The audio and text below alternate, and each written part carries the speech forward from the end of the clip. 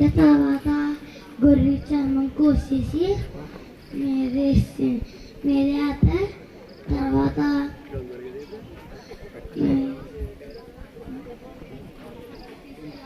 తీసుకెళ్ళింది. గొర్రెని కోసేసి అన్నం పెట్టేసింది.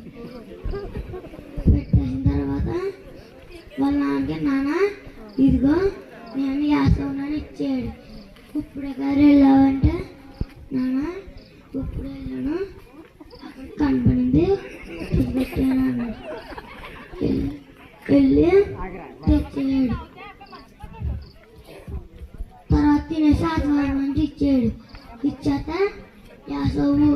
యాగో పక్కన వెళ్ళిపోయాడు. యాసవు వచ్చాడు. నాన్న ఇదిగో ఆశీర్వాదం అన్నాడు. చెప్తే తర్వాత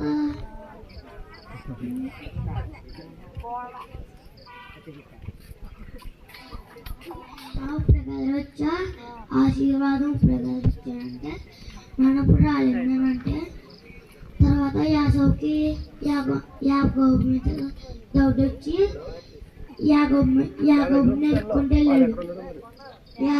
యాకోబు అలానే యాకోబు చెప్పింది, యాకోబు నాకు అన్యమ్మా అన్నికి ఇద్దరు పిల్లలు ఉన్నారు, వాళ్ళతో పెళ్లి చేసుకో, అక్కడ ఉండిపో,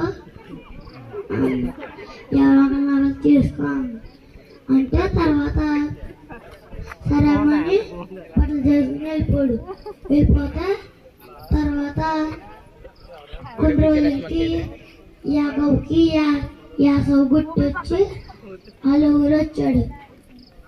యాసవుకి యాకోబు తెలియగానే రౌడీని పడిచ్చాడు. పడిస్తే జీపాపి యాకోబు దిగి యాసవుని పరిగెట్టుకుంటూ వెళ్ళి అన్నయ్య నన్ను క్షమించు, నేను తప్పు చేశాను అని కాలు పెట్టుకున్నాడు. లేపి యాసవు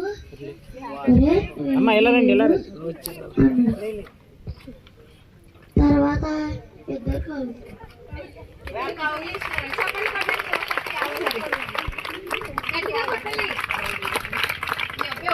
ఆదివారం వచ్చాడండి సండే స్కూల్ కి. అదైనా హాలిడేస్ లో ఇక్కడ ఉన్నాడు అనేసి ఒక్క వారం అటెండ్ అయ్యాడు. ఆ రోజు సండే స్కూల్లో లెసన్ ఏంటంటే ఏసావు యాకోబుల గురించి అనమాట. వీళ్ళందరినీ తమ్ముడిని ఇద్దరిని లేపి ఆ స్టోరీ చెప్పాను. ఎస్టీస్ ఎలా చెప్పామో అలాగా ఇంకా బాగా చెప్తారు. మీరు అందరు నవ్వేసి తను డిసప్పాయింట్ చేస్తారు. ఒకసారి మళ్ళీ దేవుడిని మహిమ కలిగేలాగా క్లాస్ కొడతారా